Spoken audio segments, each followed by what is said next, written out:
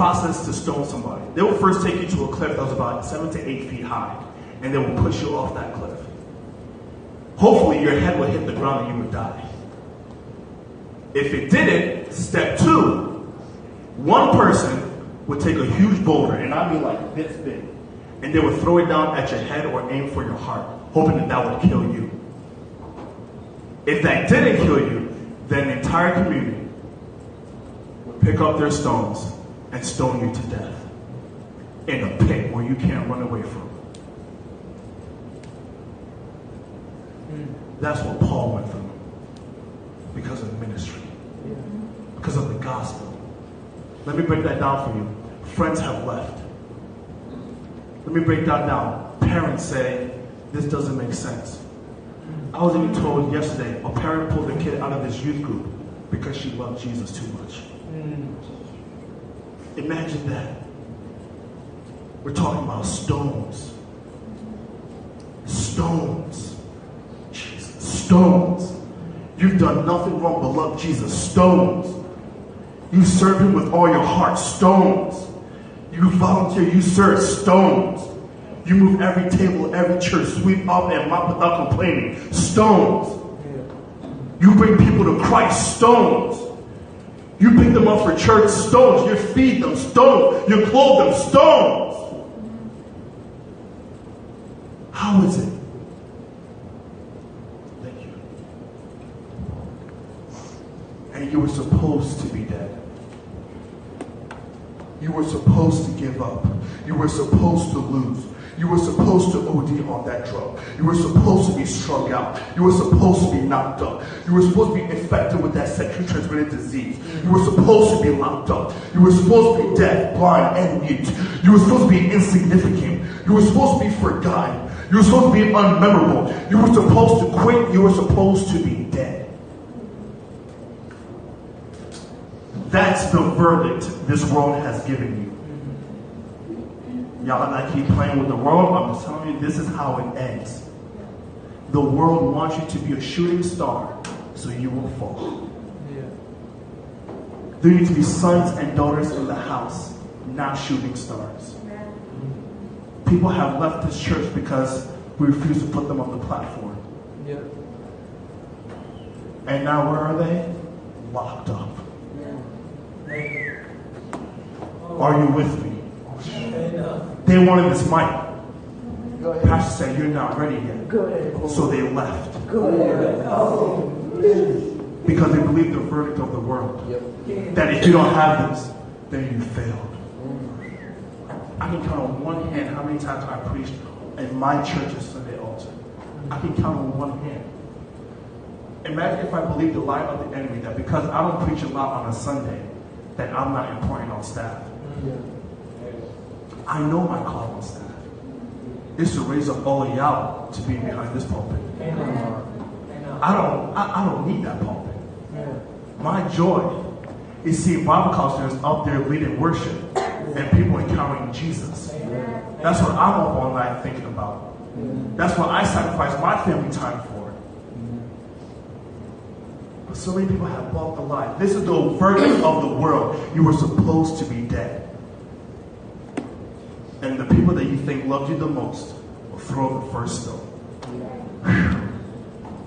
Are you with me? Now the next verse. The first word says, however. I'm an English now, so I looked that word up. It says, in spite of. That means whatever we just talked about, whatever's about to come after it completely negates it. That means what I'm about to say right now is better than what I just said. However, Paul was supposed to be dead. However, another translation says, but.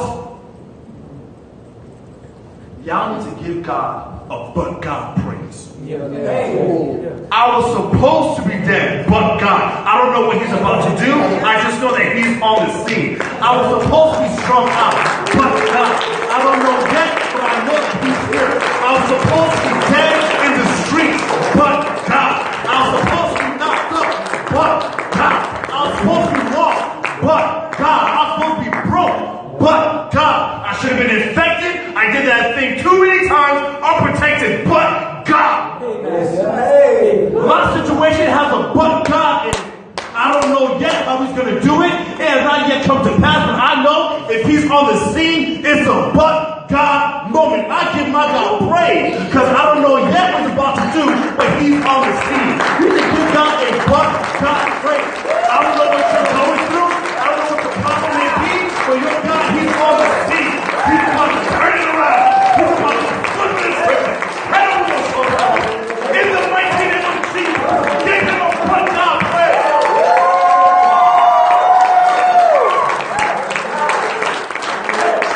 My God is on the scene. I'm supposed to be dead, but God. I don't have to read the rest of it. Because once he's on the scene, he always completes when he starts. Hey, that's it. That's why when you're on the altar and you feel it, it's done. I don't need the answer. It's done. A but God praise is the most powerful thing you can have. Because it gives God praise in advance. That means that before the world sees you come out, you're already praising him. And now they get confused. So now they're forced to come and they ask you to testify in advance. Now the world sees, wow, they're crazy, but something's happening in their life. Let me go and check that out. Before you know it, this church is packed with people that have a but God praise.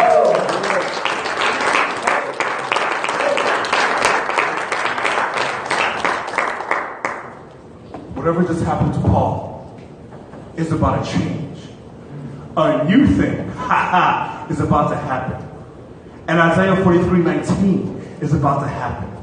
Every single person in this place, under the sound of my voice, you're about to have a but God encounter before this night is over. I feel it in my spirit. Whatever situation you came in, whatever problem, whatever circumstance, there's about to be a but God intervention in your life. If you believe that, I need you to raise your hands and give God a but God shout. Give him a but God scream. Say thank you, Lord, in advance. God, thank you. I don't know how you're going to do when I get home, but there's already a but God breakthrough in this place. No matter what has happened, from this moment forth, you can experience a new thing. And the Bible declares it shall spring up. That means it's going to happen fast. Don't be shocked when you go home and everything has changed for your good. Don't be shocked when you go home and there's a voicemail that said you got the job that you didn't even apply for.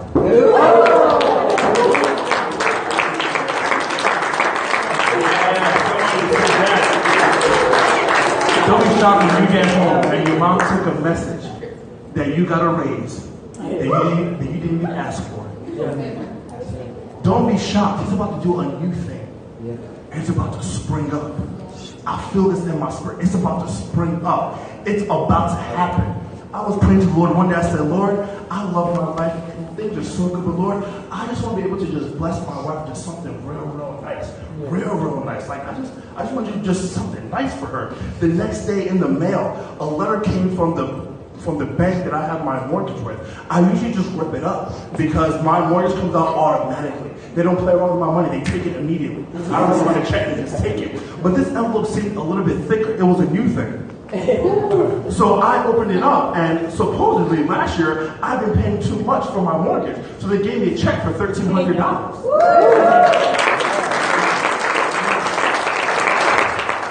And I said, okay, Lord, I like this. So I took out my phone and deposited it real quickly before the bank changes their mind. But you see, it happened so quickly. 24 hours. Do you believe that in 24 hours God can change your life? Come on. Do you believe that you may not even need it, but he just wants to just bless you? I'm a pastor. Pastors don't make a lot of money. That's just the truth. We just don't make a whole lot of money. So people look at me and they're like, how do you live that life? Because God's doing a new thing. I just took my wife on a week-long vacation to Pt.2 in the Dominican Republic. And I raised my pictures. Because I was proud of the Lord and I heard my heart.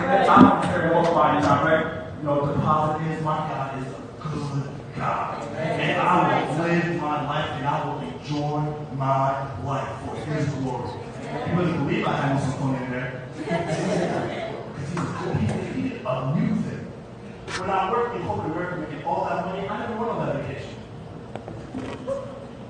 How is it I'm serving God making less, but yet I'm doing more?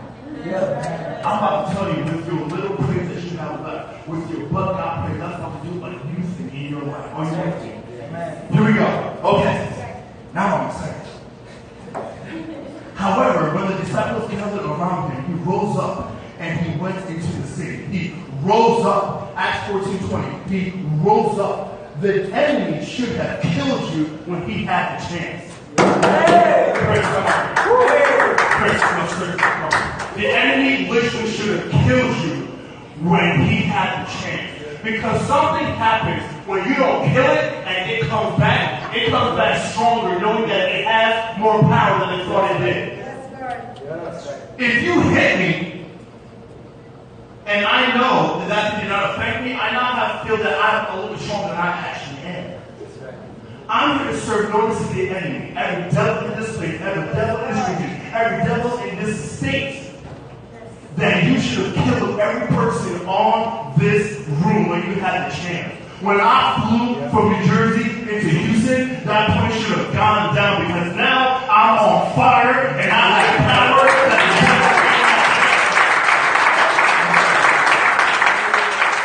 you were in that car crash, the devil should have taken you out because now you know you got some power in you. Chris, you have 2 minutes. You be on your front. Give your testimony of what happened. And why you have to stop taking power classes and you're in the hospital. 2 minutes about what happened. That's it. 2 minutes.